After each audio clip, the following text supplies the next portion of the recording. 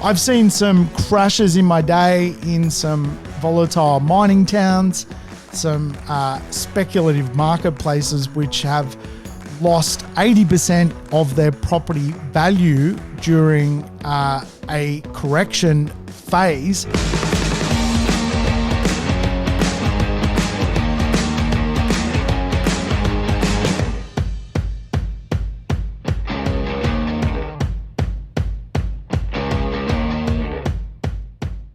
Welcome to the Urban Property Investor. I'm your host, Sam Saggers, here to help you crack the code of real estate wealth.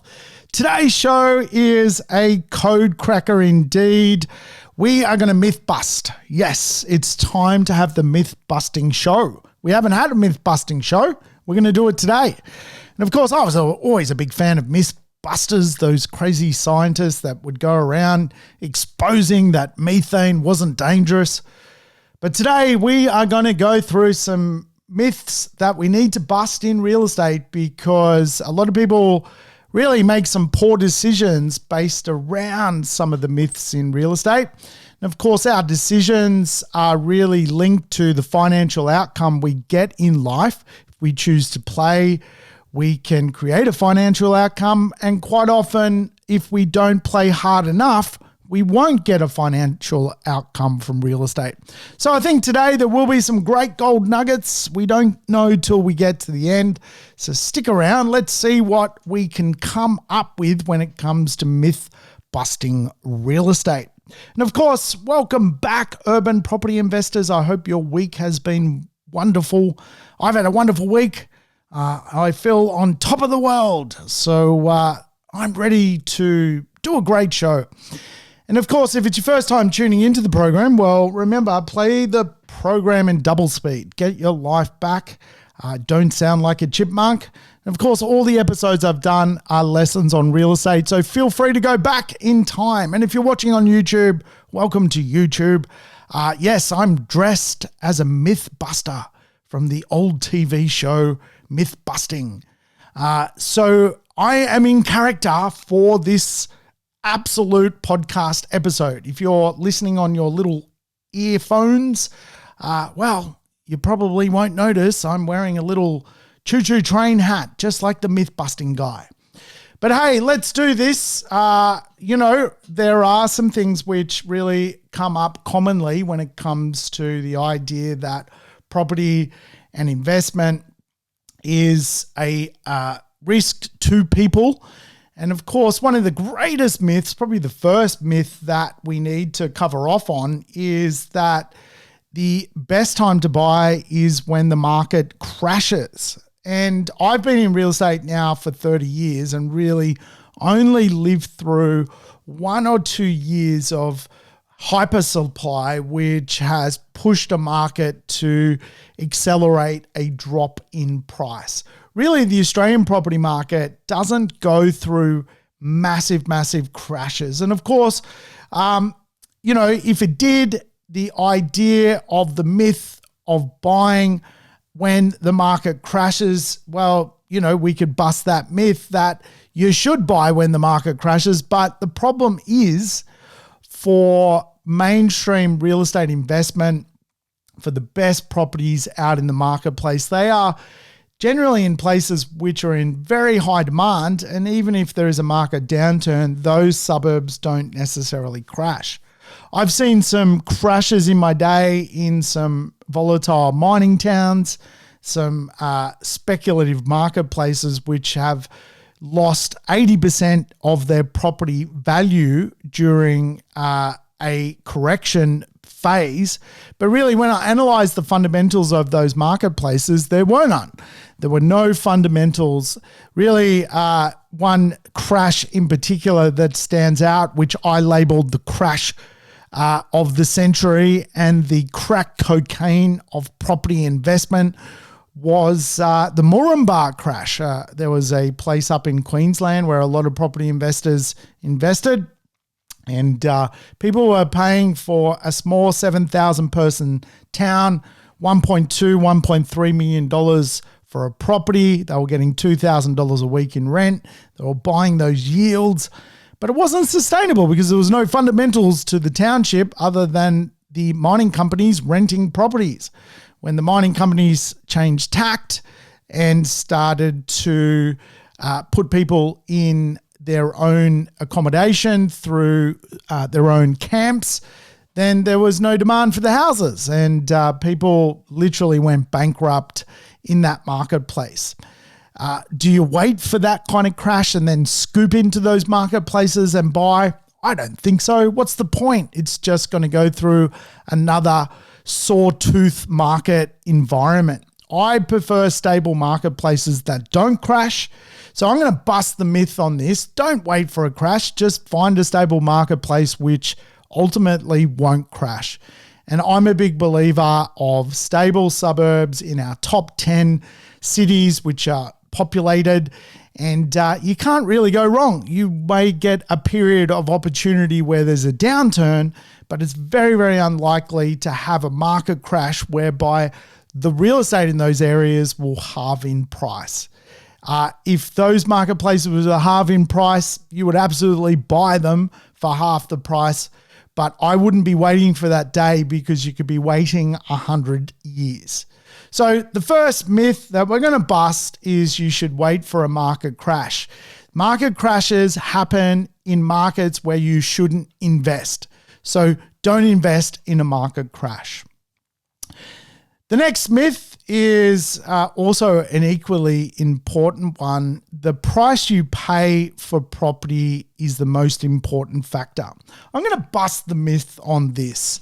I think a lot of people buy real estate and angle down on inexpensive properties and really try and haggle something cheaper. And of course, what happens is when people haggle for a real cheap deal, they can quite often put themselves in a place which is also cheap for a reason and gets a lower rate of capital growth than a high-performing property which people actually overpay for. And so in real estate, there's kind of this volatility index around real estate. On the day of sale, a property can swing in roundabouts. It can be worth 10% more on the day of sale or 10% less. Now, obviously, if you can get the property at a good price, that's important. But the most important thing is really the rate of capital growth you're going to get on the asset. I've seen people buy a bargain, an absolute bargain property that has gone on to get no capital growth. So they simply bought a property which had a perception of a discount, but actually provided no long-term wealth to it. If properties are going to be given away, quite often they're being given away for a reason. So I'm going to bust the myth on that one as well, whereby, sure, if you can find a bit of a bargain on the day of sale, there's a bargain to be had and it's the right property, grab out, reach for that bargain. The price will certainly, obviously, is more competitive if you can get a bit of better price. But if you're in it for the long term, then really it's not the price you pay that is the most important factor. I'm going to bust the myth on that. The most important factor is going to be the rate of growth. Now, obviously you don't want to extremely overpay for property because then really, you're not following logic. But as long as you're paying within 5% of the property's price, whether over or under, and it's a good property, good bones, good fundamentals, good growth rate expectations, that's really probably the most important thing. I wouldn't get hung up buying a bargain in a low growth rate marketplace. I'd prefer to pay extra to buy in a high growth rate marketplace. And pay full price, if you like, then get a discount in a subpar location. So the myth is busted in my view when it comes to price being the most important factor of real estate. I think the next myth we need to bust is that properties go up in value every single year, the year-on-year concept. It doesn't happen. And a lot of people probably look at spreadsheets and see that there's line by line growth that is factored into property calculators. Really, the concept is at some point the market will grow, and the years where real estate doesn't grow is usually followed by years where real estate does grow. And so you might have 5 bad years in real estate and then 5 good years in real estate. So certainly property does not grow every single year. If your marketplace is subject to a 6% capital growth rate, it does not mean every year the market is going to do a performance of 6%. So I think we can bust that myth. It's a nice, easy one to bust. And logic obviously plays a part in this conversation. The real estate market is like a little snake. It goes up and then it comes down and then it goes up and then it comes down. From a cycle point of view, really the start of the next cycle is always more expensive than the previous cycle. In other words, real estate is always worth more at the start of the next cycle than it was per the previous cycle. We have not seen in this country a new cycle start where real estate is actually priced below the previous cycle. So it's kind of like this snake which goes up in value. It takes time to increase in value, but it does increase in value.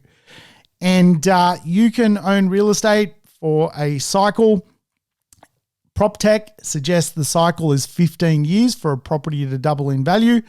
You might get no growth for 7 years and then 8 years worth of growth. You might get no growth for 10 years and then 5 years worth of growth.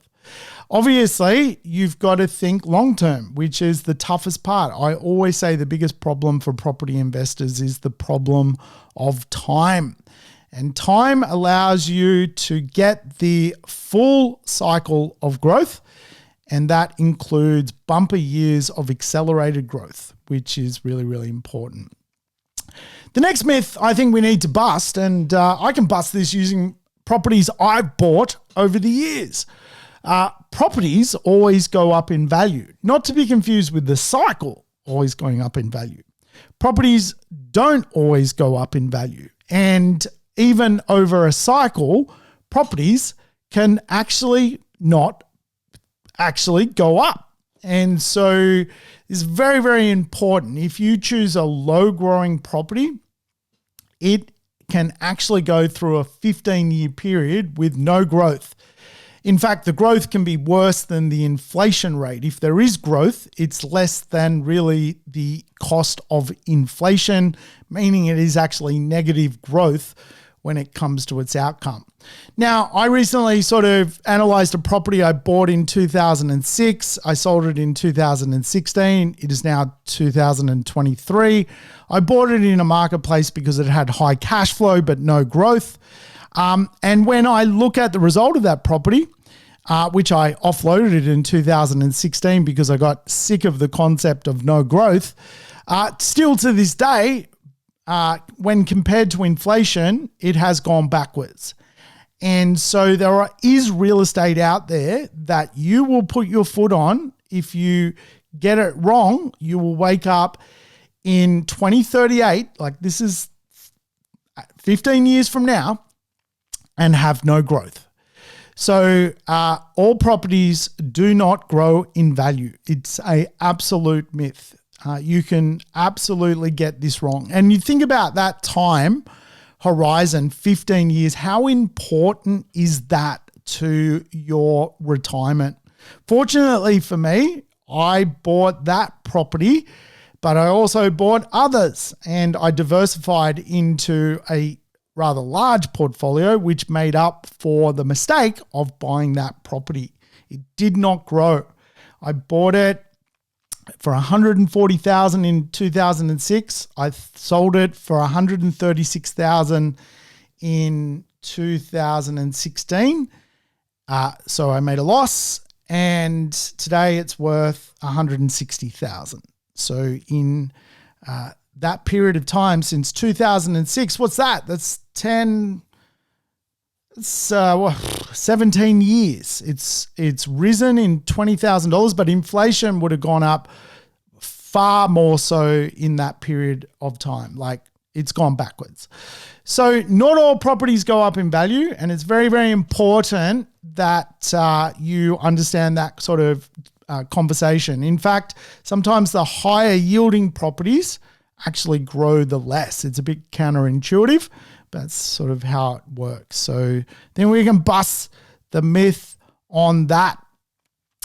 Property allows you to get rich quick. Well, as I just alluded to, it doesn't. It's actually a bit of a slow grind. So I think we need to have this conversation, because I like to teach the property trifecta, the idea that buy and hold is a long-term concept. And again, if you think about buy and hold as your backbone assets to your real estate investment, it's a good way to consider how real estate works. Like, before you speculate into get rich fast accumulation, acceleration processes, you probably need to become a sophisticated investor. And so if you're not a sophisticated investor, if your accountant can't tell you you're a sophisticated investor, it's very hard to accelerate your wealth. You've got to go through a slow version of wealth creation, and real estate is a slow version of wealth creation. It's not a get rich quick process. In fact, today, with responsible lending and the way we look at borrowing money, it's a grind. It's a grind. But people can have good results in real estate. I just had a client buy an asset for 1.2. He bought it pre-construction, settled on a 1.8 val, and has really a market price at about 2.1. So the gentleman's made close to $1 million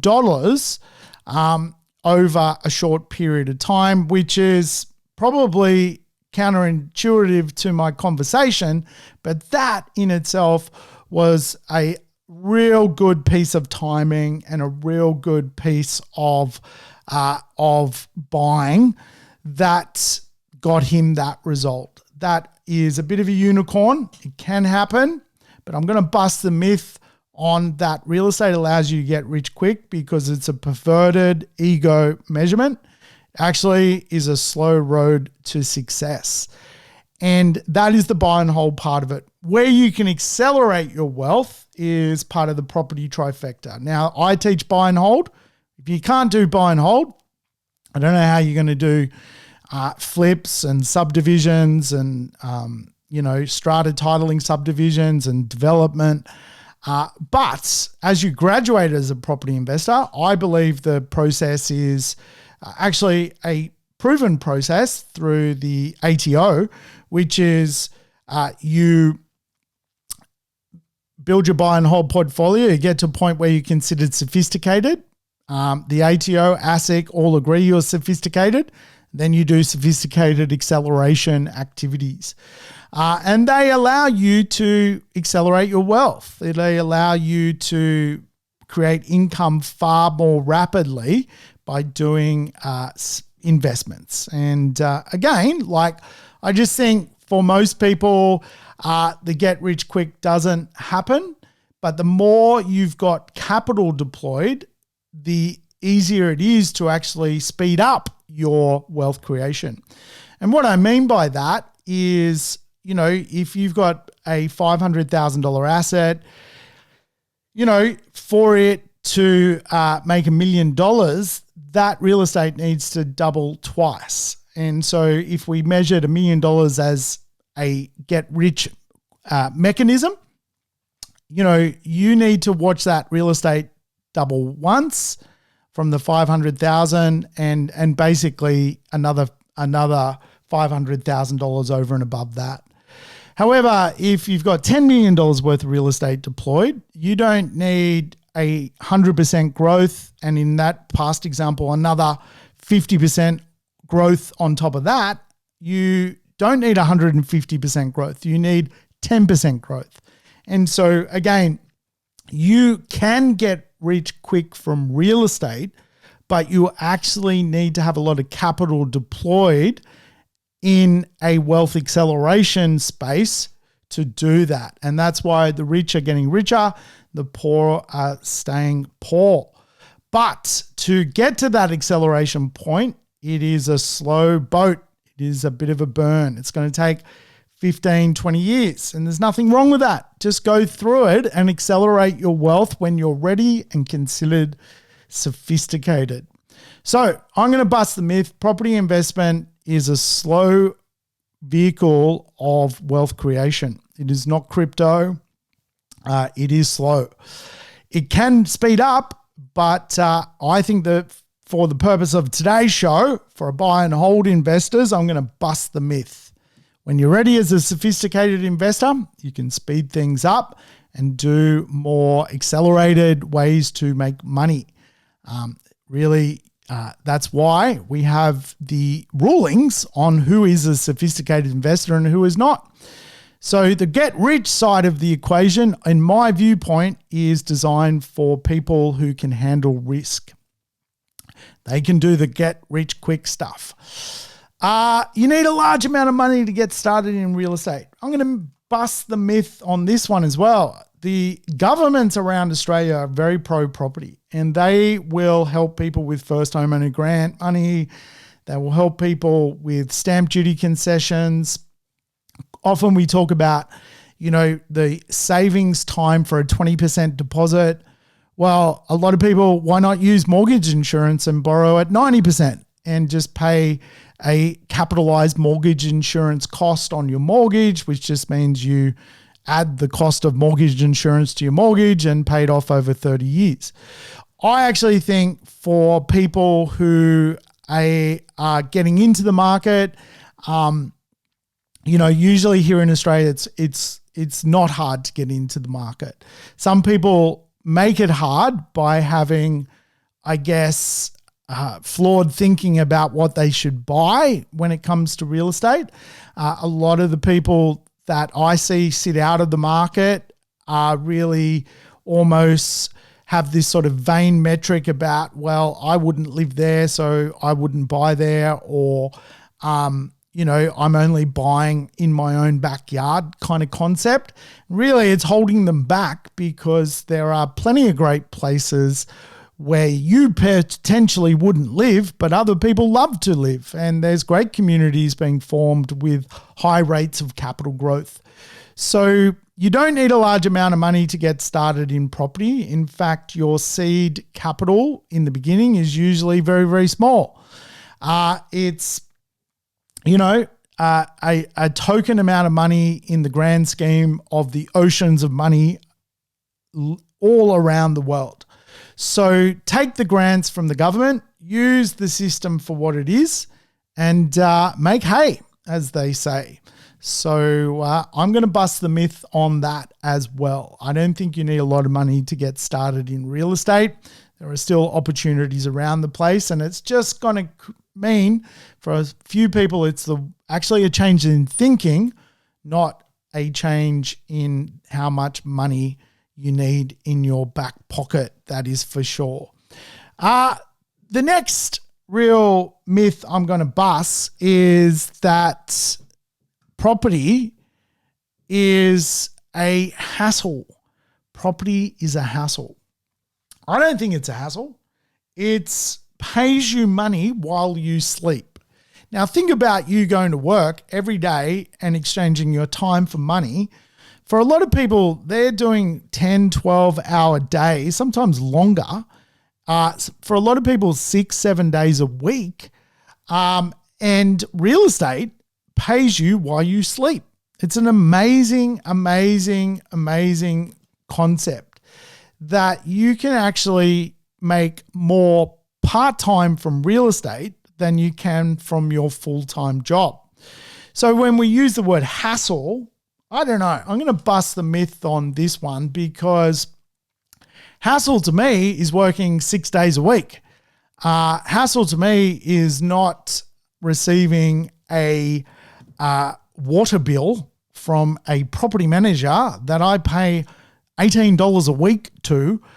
That is not a hassle. that is anything but a hassle. That is a pleasure, because I know it's actually creating me a second job, which I'm not actually doing, which is not a hassle, which is paying me money while I sleep. So property investing being too much of a hassle, nah, that's a myth. That's a furphy. That's not real. Move on. The next conversation I think we got to have is that not everyone is wealthy from real estate. It's a myth to say everyone retires wealthy from property investment. It's bull dust. People do not retire wealthy from property investment. Australia is full of property owners that are asset rich and cash poor. They go to the local RSL for dinner in retirement and live in houses which are worth money but can't sell those houses because they can't rebuy anything. So there's a lot of money trapped in housing and not a lot of cash in people's back pockets closer to retirement. So when we analyze basically the idea that everyone retires wealthy from property, it's a furphy. It's an absolute furphy. And of course, the statistics are quite interesting. Most people own one property investment, which is great. Like, one is better than none. One plus your PPR is a great place to be. But do people with one property and one PPR end up basically retiring wealthy from real estate? Well, the answer is no. It helps, but those people do not end up in a place with accelerated wealth. And again, it comes down to capital in the market. Simply put, if you've got more money in the market that's growing at a higher rate of growth, you can retire wealthy. And of course, for a lot of people, they enter what is known as the 1% club, which is really a club of small property investors. There's only around 20,000 people, according to ATO statistics, that has a huge amount of real estate in the marketplace deployed and basically accelerating their wealth from it. And again, when we hear these sort of things about greedy property investors that have, 5, 10, 15, 20 properties, there's a very, very short and small few of them. And certainly they are retiring wealthy from real estate. It's as simple as that. So certainly if you can get to 3, 4, 5 properties, good properties, and again, one good property is better than 2 basic properties. I can tell you that right now. One good property that is going to double and double again is better than, basically some cheaper ones. So it's not necessarily the number of properties, it's the amount of capital that is deployed in the marketplace, which is really the most important factor to a wealthy retirement. So not everyone retires wealthy from property, but those with enough capital deployed retire wealthy from property. That is for sure. I think the greatest myth that is portrayed in the marketplace is you need to go and get a loan and buy a home. It is a myth that is a number one thing to do in Australia. If I asked everyone listening to the podcast today, and there are literally thousands of people that tune into this podcast most weeks, how many of you live in your dream home? I would imagine the answer would be around 1 in 50. 1 in 50 people is usually the number. It's a mathematical equation. I've asked this question to multiple live audiences before, and usually it's about 1 in 50 people live where they want to live, in the home they want to live, and live the life they want to live. And of course, a lot of people through social engineering basically want a roof over their head and end up buying a home which is not their dream home. And of course, don't end up having extra capital to ever become property investors. I mean, the alternative way to do this is to buy some investments, use those investments to basically upgrade to your dream home. Quite often, because investments carry a rental return, means you can actually deploy more capital, get a higher rate of growth on the deployed capital. In other words, you can buy more because you've got the ability to use the rents to buy more. And for a lot of people, one of the best ways to end up in the home they want is to trade into the home they want, is to buy the real estate later, but be in the market to keep up with the market. And it's certainly a strategy I personally used. The first property I bought, it was an investment. The second property I bought was investment. I didn't buy my own home until I'd been through 10 investments and traded into it. And I'm happy to say I live in the home I want to live in. I live in the place which makes me happy. I'm in my happy place. And so investment allowed me to do that. I see a lot of people living in an unhappy place, and they do that through bank social engineering. Go and get a bank loan and get a roof over your head. So your first purchase certainly doesn't need to be your own home. It can be an investment. And if you're smart with your investment decision, you can use that investment to potentially even buy a better home later down the track. I think home ownership is important. I think people owning a home they're proud to live in is really important to the fabric of society. And so again, one stepping stone way to do that is through investments and the deployment of capital. And of course, you can do that by buying your first home and then upgrading to a second home. But again, I think it's a myth to say you really must buy your first home before an investment. Absolutely myth, and more myth in that statement. There's nothing left to buy. Now, certainly I'm seeing the eradication of real estate around Australia by virtue of things becoming more and more expensive. But there is stuff to buy. And again, you've got to be in it to win it. Will there be less properties to buy 10 years from now in better locations than there are today? Absolutely. There is a diminishing level of opportunity that is without question true inside of Australia. Is there current opportunities in the Australian property market? Yes, there is.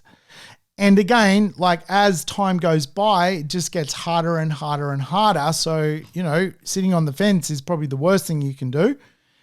There is properties to buy which are high quality, good value pieces of property. You just got to get out there and get amongst it. And, you'll find the diamonds in the rough, so to speak. It would be beneficial if you only made purchases in places you were comfortable with. Look, again, probably the biggest lesson I got was the first property I ever bought. I bought it in a place I was comfortable with. Did that make it good real estate? No. In fact, my first property I made a loss on because I bought it in a place I was comfortable with. When I stepped back from that comfort scotoma I was going through, I realized comfort actually equaled dying dreams. The idea that I was comfortable buying something that I knew and was a subpar location, but in my mind was a place which I was morally comfortable with. I was comfortable with the environment there. Didn't make it good real estate. It just made my mind feel at ease. And of course, your mind is not investment. Investment is numbers. It's the return on investment. It's the return, the gross yield, the net yield. It's the operating costs. It's the rate of growth. All of these things are true concepts of investment.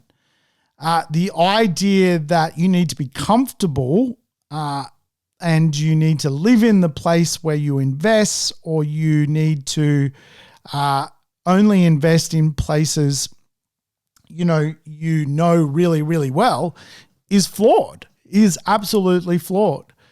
See, you could look at the Perth market over the last 10 years, right? It hasn't really grown at all. It's starting to now, which is nice for people in Perth.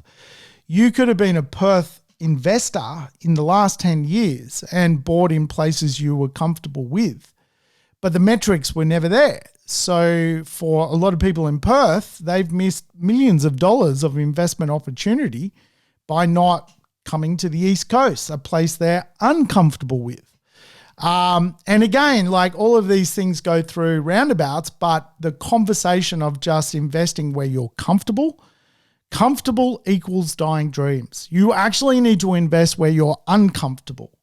And I know that sounds counterintuitive, but it's a very accurate statement. We want to actually invest on proper fundamentals, and sometimes proper fundamentals come at a cost and make us uncomfortable and get us out of our comfort zone. So it's a very important dynamic. The next myth that we got to bust is that the less expensive the property, the better it is. The cheaper the property, the better it is. This is another absolute lie when it comes to real estate. Cheap properties are cheap for a reason, and they're probably cheap because they're in a place of low demand. They're in a much older building. Perhaps the building itself or the property or the dwelling is in a poor state of repair. It's usually got a factor of low return or low rent because it's so cheap. It attracts, cheap people with a budget, and of course, a low socioeconomic of rent. Unfavorable renters is not a great way to be a property investor. No one wants to be a slumlord. Everyone wants to be a landlord. Big difference in the idea of cheaper properties are actually less expensive to own. It's a myth. I've owned cheaper properties and they become more expensive to own because what happens is the rate of rental growth does not supersede the rate of growth or inflationary growth on costs. And so what happens is your costs eat your back pocket, and really the cost arbitrage against the price, it just doesn't work. The maths actually falls apart. So cheap properties are not less expensive to own. That is a myth. Now think about it. If you have a $700,000 property and you're getting a rent of $700 a week and you get a plumber to come over to fix the toilet, let's say that's going to cost you $350 a week, a $350 repair. That's half a week's rent, right? Now let's go and do that for a $350,000 property with $350 a week in rent. Same toilet, same plumber, $350 to repair it. That's a full week's worth of rent. And this is what happens to cheaper properties. They don't have the income profile to actually keep up with the dollar profile of really how people are employed. People are employed in dollars. And so things cost money in dollars. And so again, proportionately, we might say, well, the $700,000 property with the $700 a week in rent was 50% of the rent, but we are talking a dollar figure. And this is where cheaper properties struggle, is the dollar cost of real things. Council rates are dollar cost. Strata fees are dollar cost. Insurance a dollar cost. A repair is a dollar cost. And so against the percentage, the dollars become very, very high. So the cheaper the property, the less expensive it will be to run is a myth. I've been through that myth. I've got the lashes on the back from that myth. I'm going to bust that myth. And finally, the final myth I want to bust is cheaper properties are less risky than more expensive properties. Again, I think this is a myth. I think the idea of owning one high quality property is better than two cheaper properties. I certainly have seen the results of owning a better grade piece of real estate and two low grade pieces of property. And again, it's a bit counterintuitive because you go, well, if the price is more, it's got to be more risky. Well, price, cost, and value are three different things. And as long as the price creates value, and if it's at a more expensive rate, usually it's linked to better things, better location, better land characteristics, better building perhaps. It's got less problems with it. And again, when you lower your price, you actually increase your risk. Counterintuitive, I know. But most people who've been successful out of real estate have not done it off really cheap properties because the risk of those properties is actually higher. And again, they've got further to travel from a capital growth point of view. They've got, they need more capital growth to perform, which actually creates more risk. They generally are places of low demand, low building quality, and, more repairs and maintenance, and it just increases your risk. It's just the way it works. And again, like sometimes if we were to think about, you can have the same yield on a cheap property as you can have on a more impressive property. And again, like it's chalk and cheese as to the result you end up with.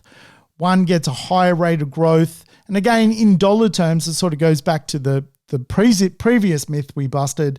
In dollar terms, again, like you've just got less of a journey to go to accelerate your wealth.